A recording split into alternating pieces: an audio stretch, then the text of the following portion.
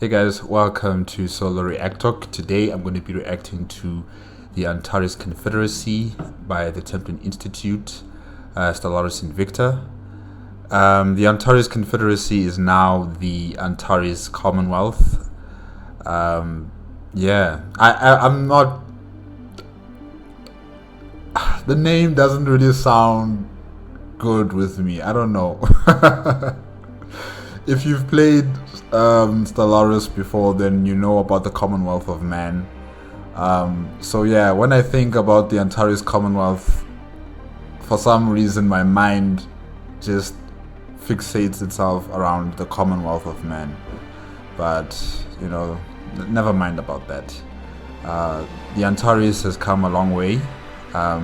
This is the Epilogue episode. We have reached the final stage, the final level, the final episode, and it's been a wild ride with the Antares Confederacy.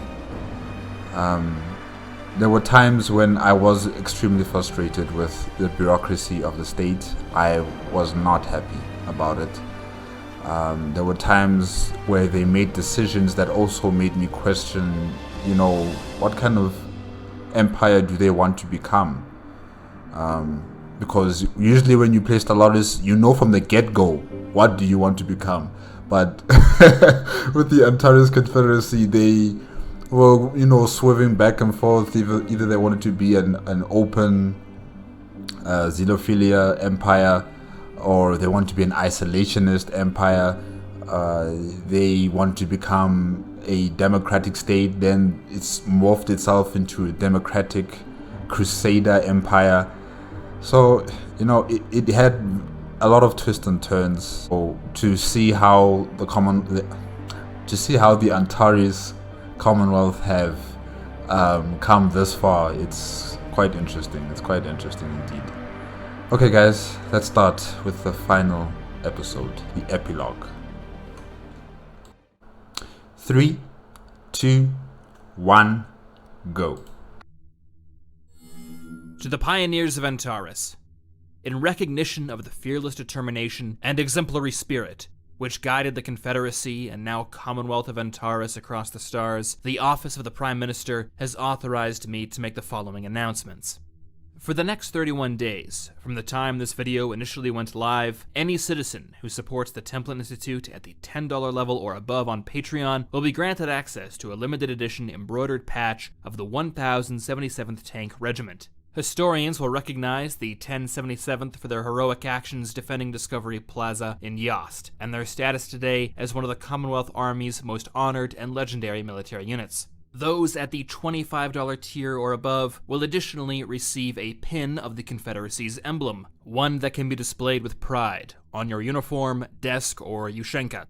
Furthermore, in celebration of this campaign's conclusion, a discount is available on all artwork depicting the history of Antares, again for the next 31 days. And finally, for those who wish to lead the Confederacy themselves beyond the boundaries of the Antares miasma, the Stellaris Invicta mod on the Steam Workshop has been updated to include elements from Season 2. You'll find more information and links in the description below.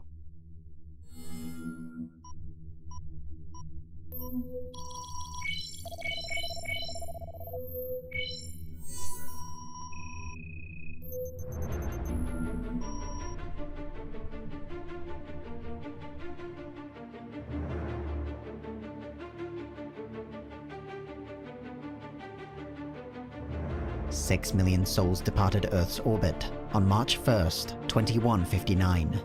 The Earhart Flotilla was the largest ever constructed, carrying not only scientists, engineers, and specialists, but their families. They were to be the second wave of colonists, and Antares eagerly awaited them. It took 545 years for the descendants of those pioneers to finally set foot upon the world that was to be their home. And they did so not as explorers, settlers, or even lost sons and daughters returning to the fold, but as liberators. How or why the Earhart Flotilla had emerged so far off course, stranded in a distant alien wilderness, was never discovered.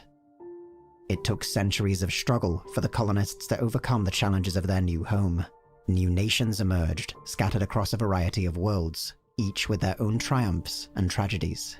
Yet, when they finally came together again, bound in common purpose under the banners of a new confederacy, the mystery of how they had arrived became of far less importance than to where they might go.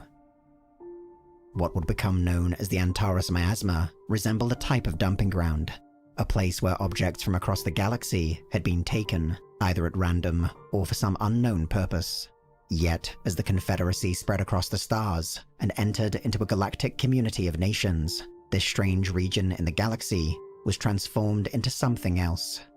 Through its willingness to accept all those who fled persecution and war, Antares became a sanctuary. In its determination to never bow to the ambitions of warlords or the might of tyrants, it became a symbol. But it was a symbol that seemed to clash with the practical realities of the universe itself. The Confederacy faltered, and at times failed. Potential partners became rivals, and trusted allies became pawns. Yet, the lesson of the pioneers was never forgotten. No matter how much had been lost, and how great a struggle remained, a better life could be achieved.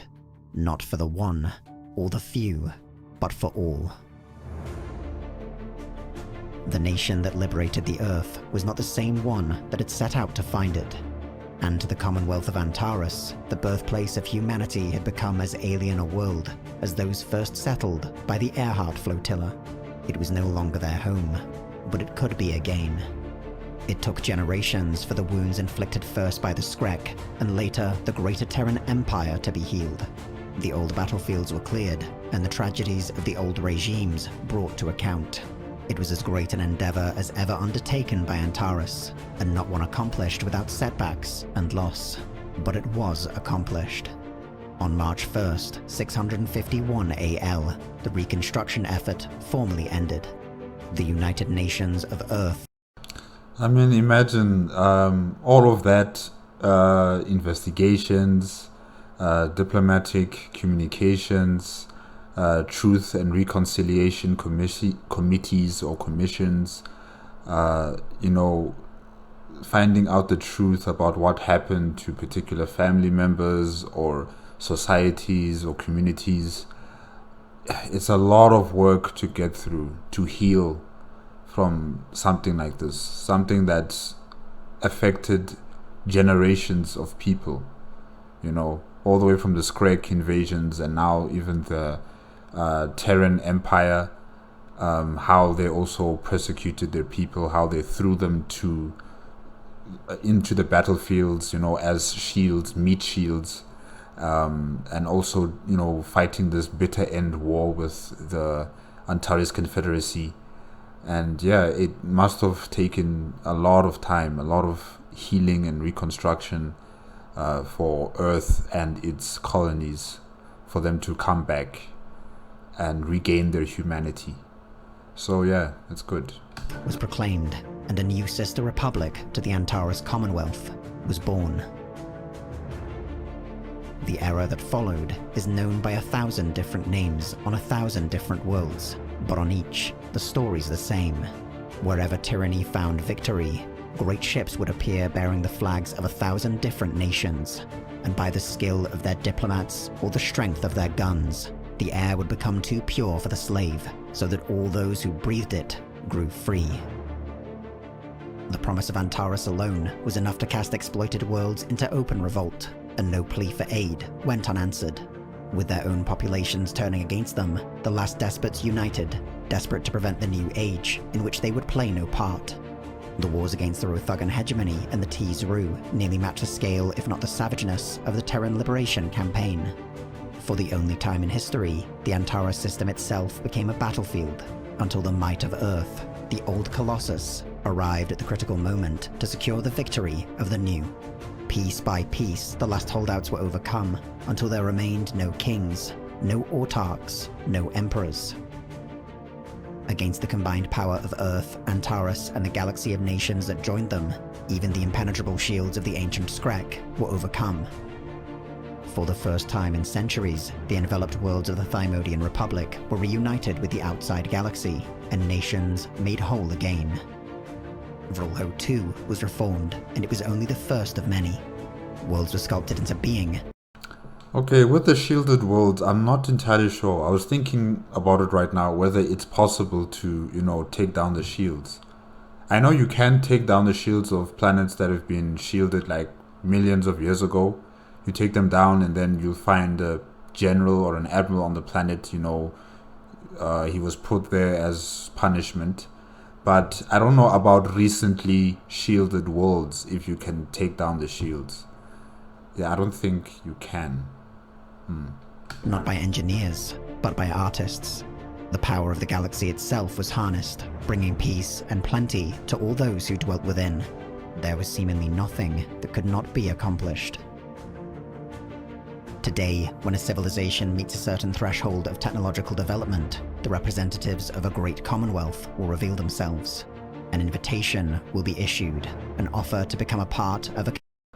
Okay, so the Antares Commonwealth and the Great Commonwealth. The Great Commonwealth is the Federation now. They've renamed it. Alright.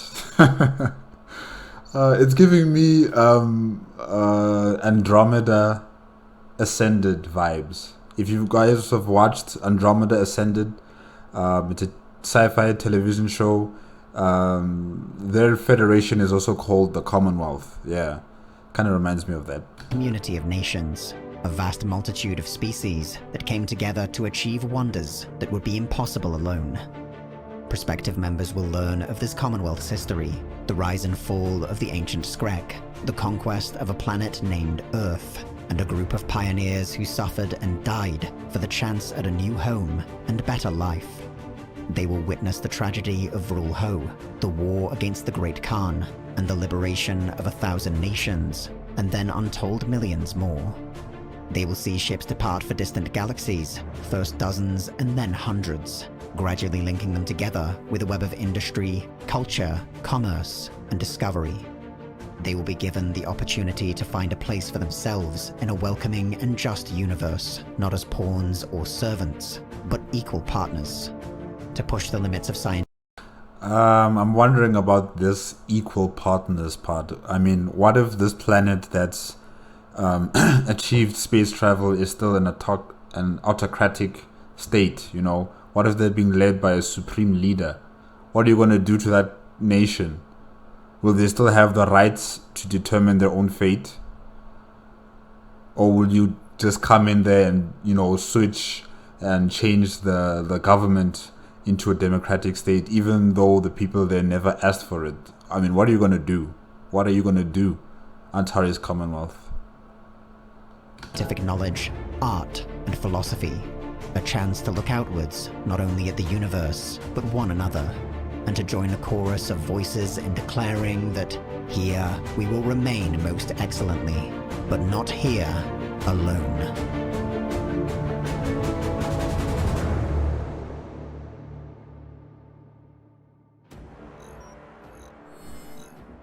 In Stellaris Invicta, the Templin Institute guided the Antares Commonwealth into an uncertain future. The journey is now over, but we'd like to thank everyone who helped shape this story, whether on Twitch, Patreon, Discord, or here on YouTube. This second season has been such a tremendous success, and has certainly been among the most fulfilling endeavors yet attempted by the Templin Institute. Thank you all very much. But the journey of the Antares Confederacy was just one story among many. Stellaris Invicta will return.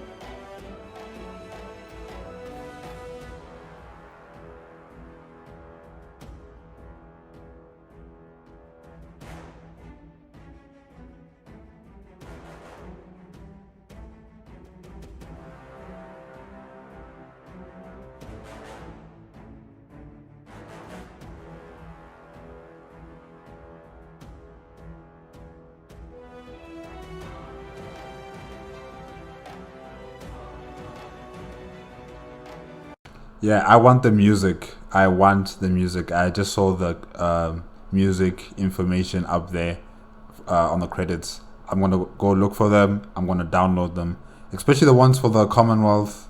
I mean, not the Commonwealth, the the Greater Terran Union. Yeah, there was one particular song that I really liked. I'm gonna go get it.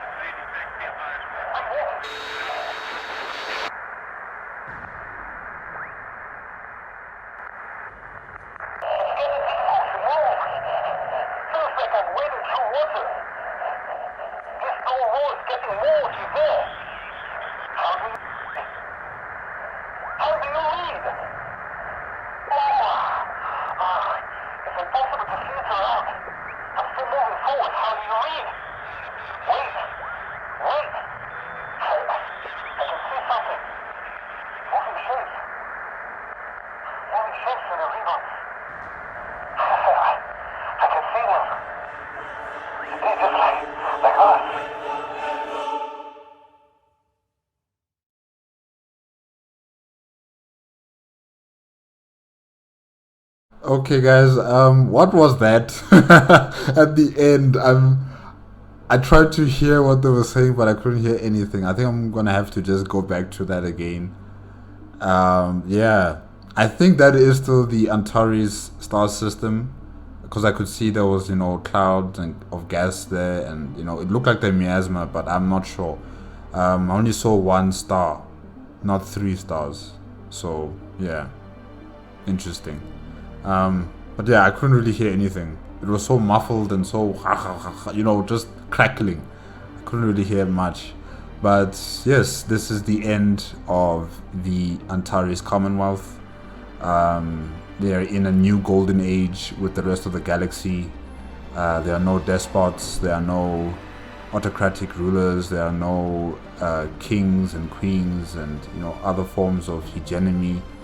There are no people who continue to sponsor oppression, and the entire galaxy is now filled with democracies and oligarchies, and it looks like a nice utopian society, but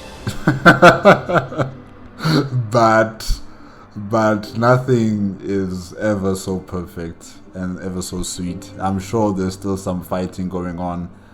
I'm sure, primitive civilizations that have finally achieved hyperspace travel, they're going to be having the shock of their lives, especially if their government structures are not coherent with the status quo of the galaxy. They're going to find out that they don't belong here. It's either you change your ways or we'll change them for you. So yeah, it looks great. The Antares Commonwealth also changed their federation into the Commonwealth, and yeah, happy days, happy times. The Earth has returned back to its former glory as the United Nations of Earth, and yeah, they all lived happily ever after. I like it. It's just like the GTU with their ending. Well, with their ending, they expanded themselves through other galaxies. So yeah, their ending is still far superior, I think. Their ending is still far superior as the GTU, but the Antares Commonwealth really did good here. They did good. Okay guys, I guess that's it for today with the Antares Commonwealth. I'm still going to be watching, there's still 2 videos left on the playlist, and I'll watch those ones next week as well. So hope to see you guys then. Remember, if you liked the video, please give me a like, comment and subscribe to my channel. Click on the notification bell if you want to be up to date with my latest videos, and I will see you next week Thursday. Is it? No, Wednesday. Thursday, Wednesday. I don't know what today's date. Yes, it's Thursday. Oh my gosh. Bye.